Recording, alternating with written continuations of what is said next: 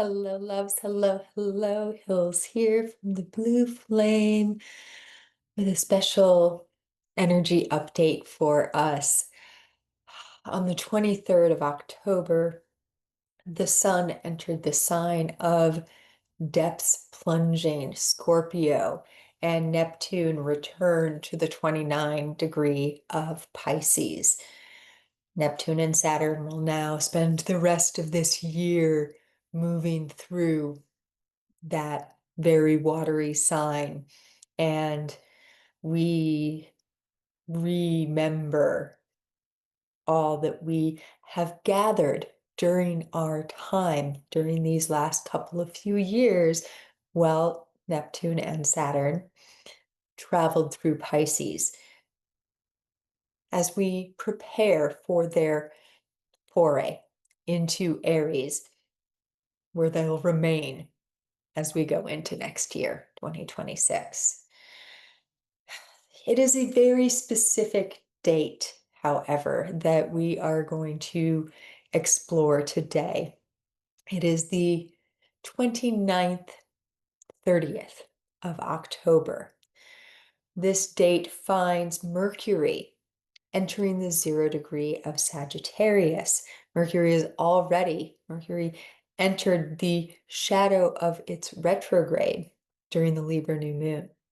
So Mercury moving into the sign of seeking for higher expression across the wheel from Uranus at 0 degrees of Gemini, making the final backwards rotations through that sign before returning to Taurus again.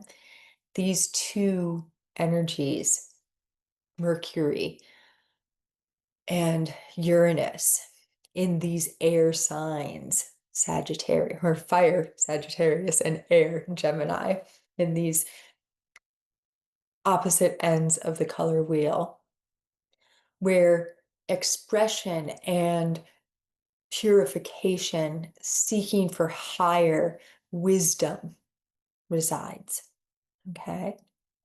On this 29th, 30th of October, we also have a very Aquarian quarter moon, as the sun at 7 degrees of Scorpio will be in square to the moon at 7 degrees of Aquarius.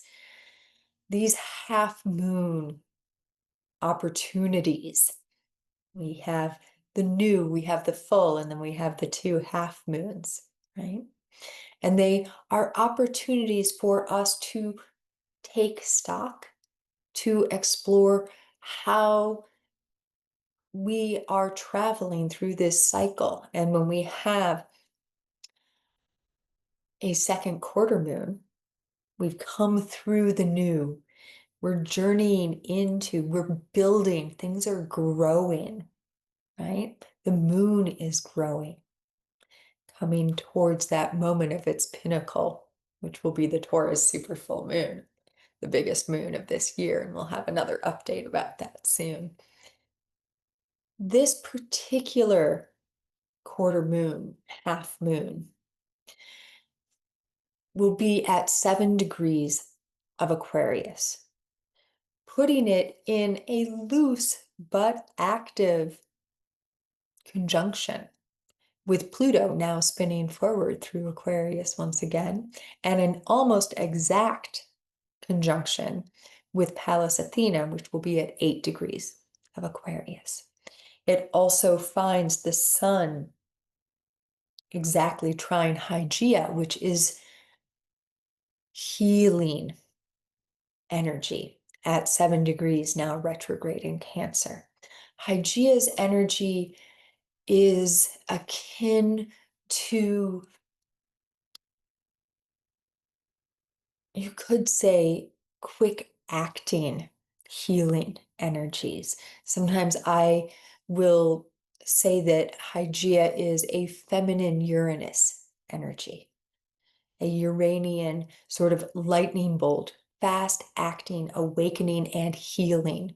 It is that pulsation of energy that we feel between our hands when we rub them together and then pull them apart, that electromagnetic energy, and then place them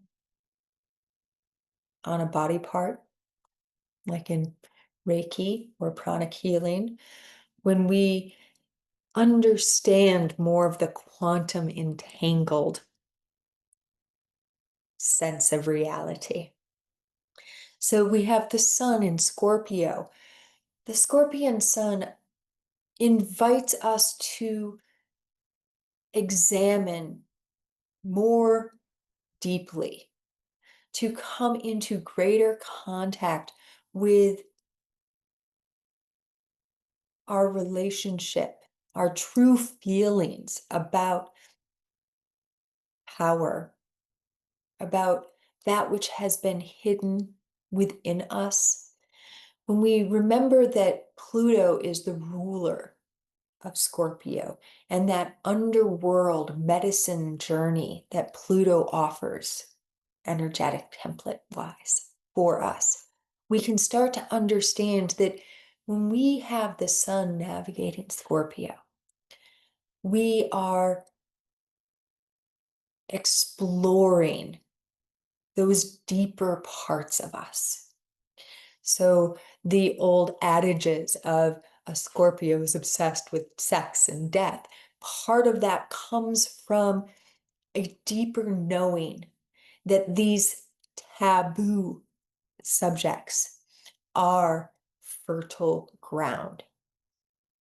And it is through our opening to these more taboo or occulted territories that we can truly transform from within and therefore without.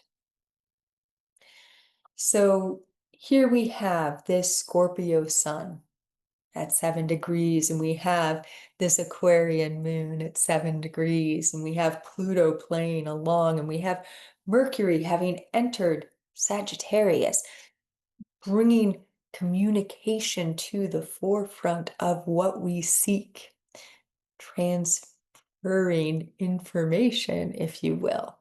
And at this same moment, at this same moment, we have the comet that many have called Three-Eye Atlas, but which I have been calling Prodigy, making its closest pass of the sun. Now, I'm going to give a shout out to Pam Gregory and her friend Stephen Burns, who's a geophysicist, for helping kind of create an ephemeral location, an astrological location.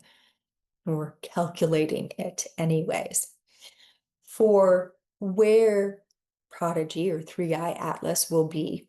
Now, Three-Eye Atlas, it's called this because it's the third interstellar comet discovered by the Atlas system. So you can feel maybe in that why that's not necessarily the name that it's truly possessed of. And it's also important to understand that this traveler has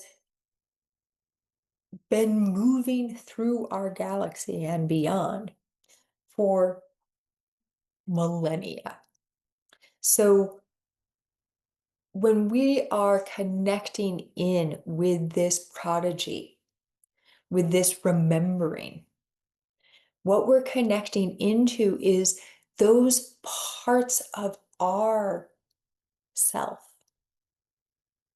our interdimensional beingness that have also experienced existence in other realms. Okay, so with that, groundwork laid. It also feels very important to point out that perihelion, which is the closest pass of a body to the sun or to another body, is different than conjunction. Conjunction is two bodies meeting at the same astrological point. Say that again. A conjunction is two bodies or points meeting at the same astrological location. Okay? Because we're going to talk some about this, so it's important. Perihelion is when something moves in its closest position to another body. They don't necessarily have to be exactly conjunct during that, which brings us to the location that Stephen Burns, via Pam Gregory, calculated 3-eye atlas or prodigy will be during this perihelion moment, which is 22 degrees of Libra.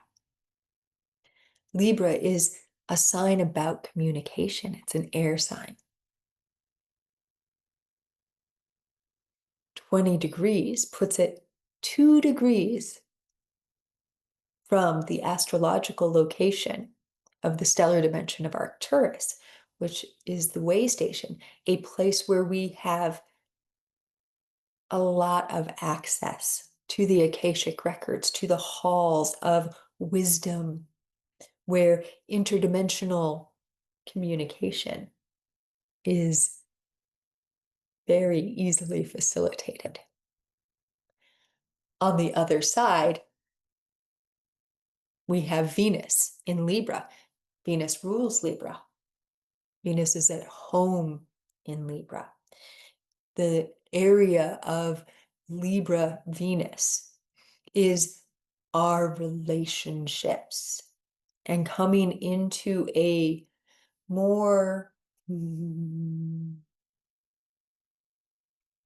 equitable sort of relationship.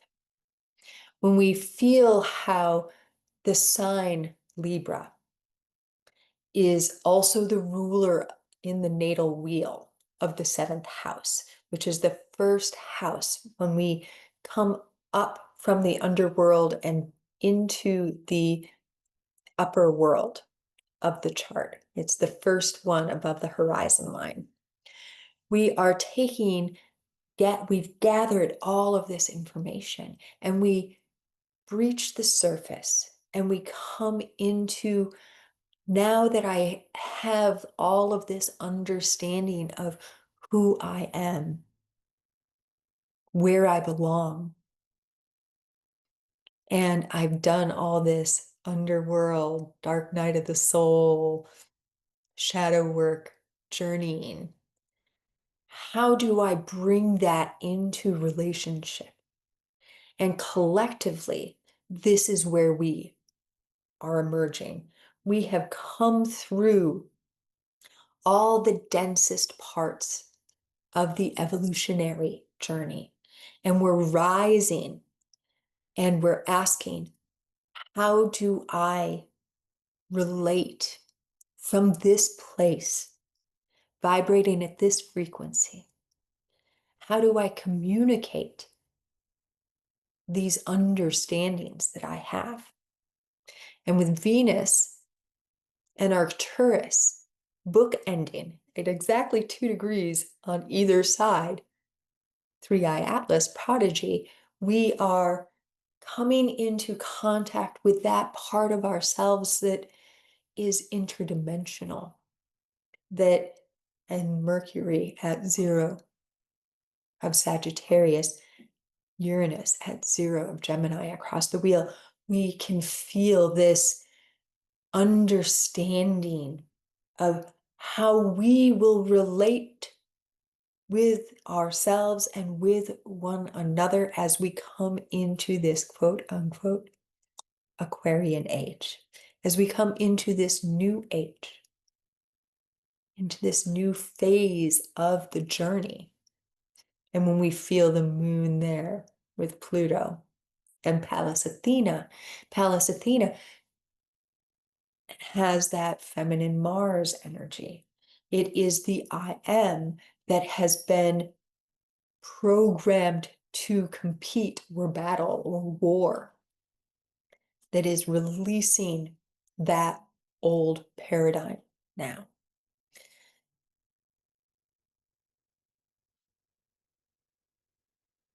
At the moment when all of this occurs, as Mercury comes into Sagittarius across the wheel from Uranus, they will be making an exact square, an exact T-square, with the asteroid named for Kali.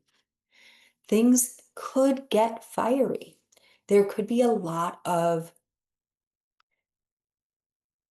misinformation moving around. And if you've been following any of the stuff out there talking about Three Eye Atlas, you've probably noticed some of it. I remember on the 3rd of October going in, and this was the day that it was passing, it was making its perihelion with Mars. And there were literally YouTube videos with their thumbnail slides saying, 3 minutes ago, Three Eye Atlas hit Mars. It crashed into Mars. Now, that obviously did not happen, right? So part of the energy of Libra, though, and of the Libra new moon and the Arcturus gateway, that can you feel how it's still active as we're moving through this with this comet passing through, this traveler passing through Arcturus as well as we move through Scorpio season, is discernment. Discernment is the prescription for all of this as we're coming into greater relationship, as we speak more from the heart, as we allow that heart-mind coherence to activate more and more. We are coming into that space where our channel is open with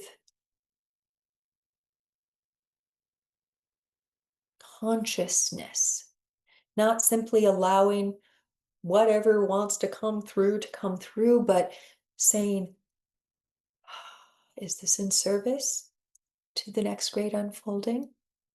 Is this in service to love, to truth? Sagittarius is all about truth. So discernment is being activated. A lot of times when we have an energy being activated, it's opposite presents quite a bit for us, so that we can start to feel what the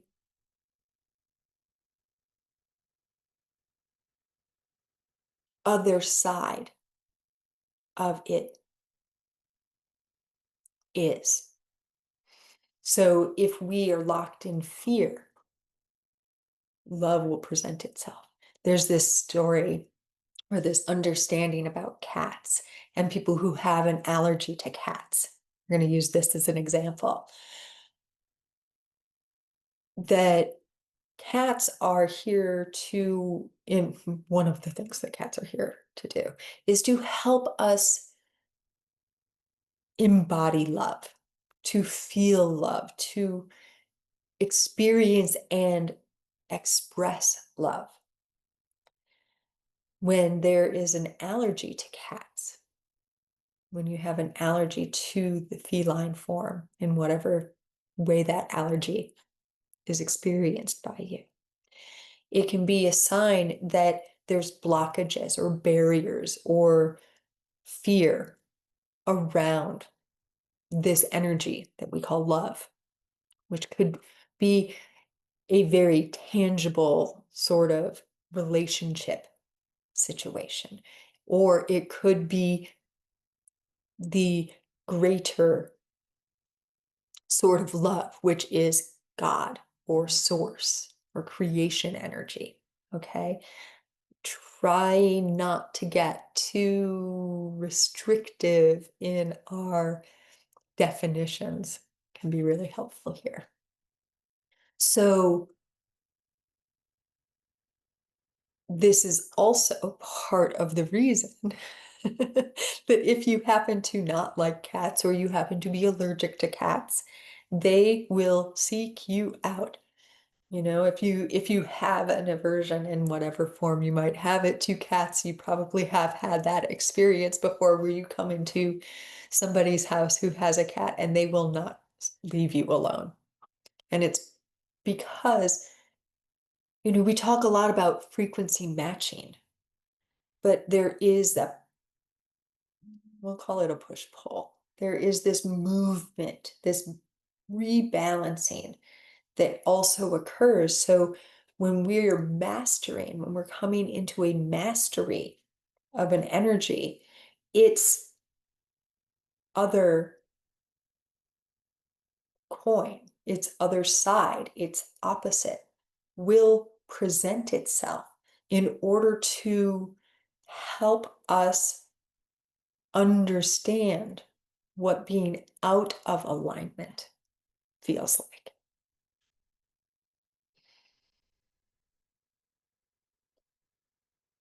So on this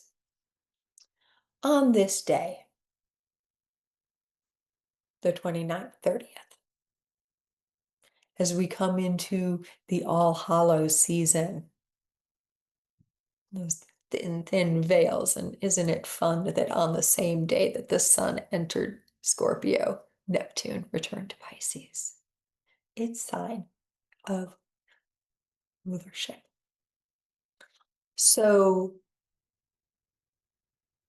we find prodigy, we find this interdimensional traveler, this interstellar, intergalactic traveler, making its closest pass to the sun from a location of 22 degrees of Libra, conjunct Venus, conjunct Arcturus, square Jupiter in Cancer, opposite Chiron in Aries.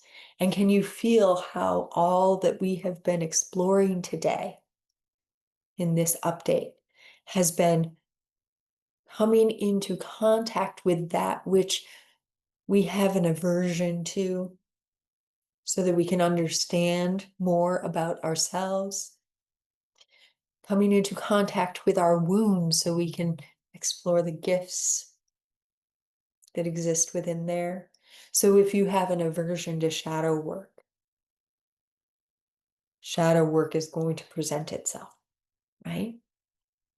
If you are locked in a fear cycle, love will present itself. This is not to say that you won't also feel that and see that fear, because this cycle, these last couple of months of 2025, is big teardown energy. We are going through a clearing of the decks.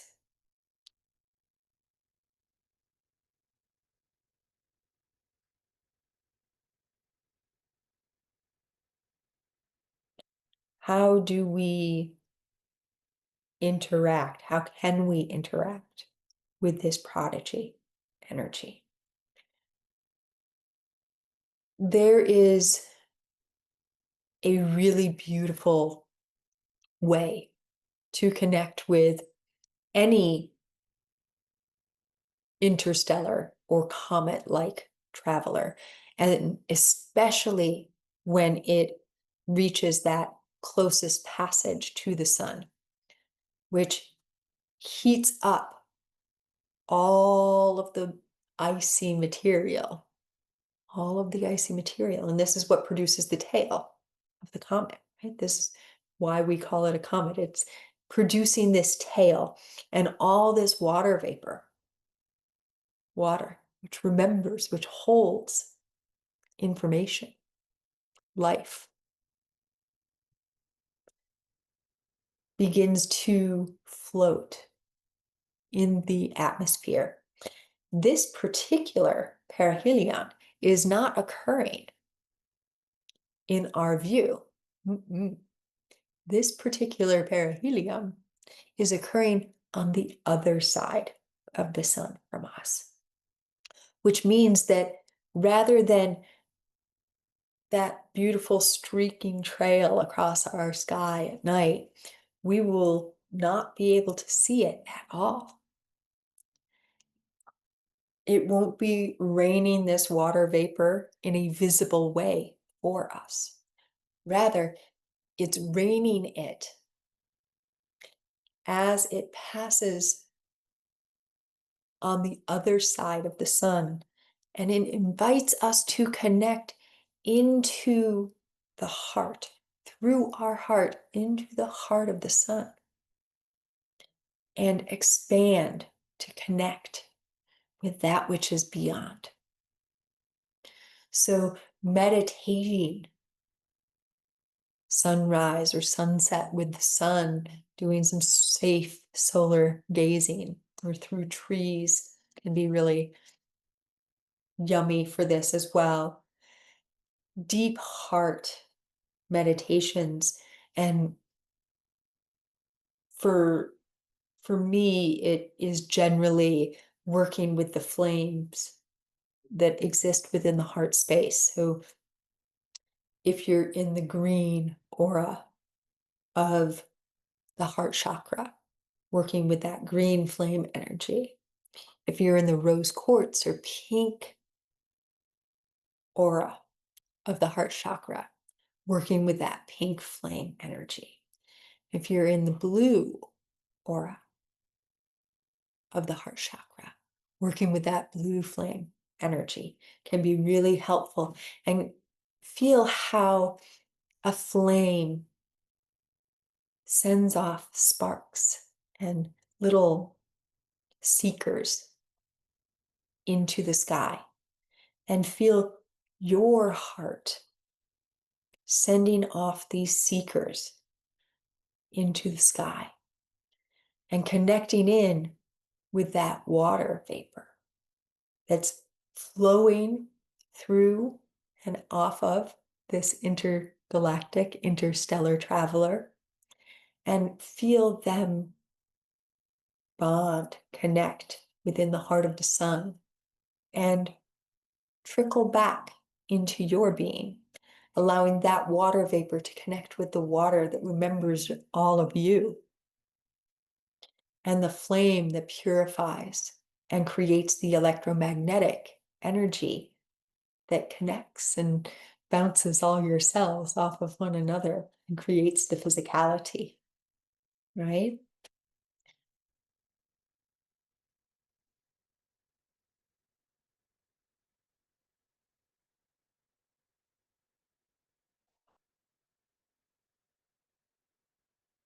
Through the rest of Scorpio season, basically, this interstellar traveler will be traveling behind the sun. This day, 29-30 of October, is simply when it reaches its closest point in its passage.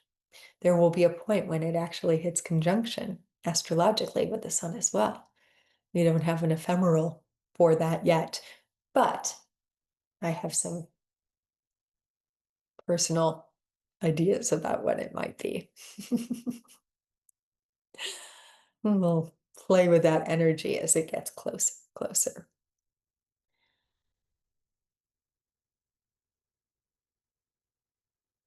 What does your inner sense remember? When we talk about this interstellar traveler having identified itself to me, we'll say, or invited me to call it prodigy, part of what we're connecting in with is that wholeness of being and the releasing of old stories about what you're allowed to know and who you're allowed to be. The time has come to, as they say, let that shit go. To open up and receive all that you truly are. So when we hear people talking about this traveler as a messenger or even a harbinger, my sense is that this is what is being connected into. That having journeyed and traveled, and here I want to take a brief moment and touch into Chiron once again, as we remember that through his wound, this centaur went on a journey of seeking, learning, exploring, trying to sit at every master's feet, gathering information, and then becoming a teacher and sharing all that was received. And we remember that Sagittarius is also a centaur. Sagittarius is where the great attractor and the galactic center are. So as Mercury comes into this sign, where it will also turn retrograde, we are connecting into that part of ourselves that knows the truth when we feel it, that understands and can discern and can release old paradigms or dogmas about what is and is not allowed in any moment. Because we can feel the truth and the counterpoint of it. Because we can feel the truth and we can feel the counterpoint of it. And through feeling the counterpoint, understand even more what love feels like.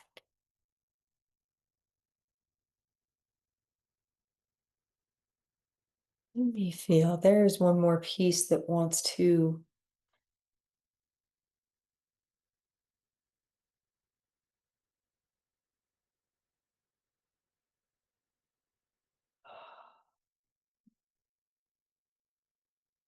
the invitation to connect in with this traveler through your heart space, through that sita, through the heart-mind coherence,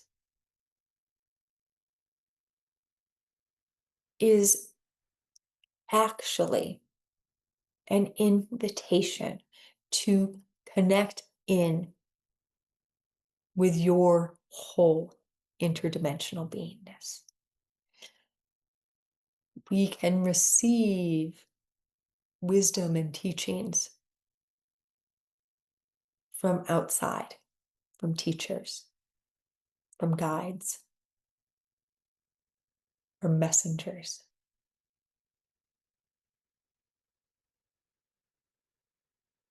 What we receive from those teachers, guides, messengers is received not from without, but from within us. And that is the playground that we are inviting you now to play with. That's some fun toys right there as we come into this All Hallows Eve season.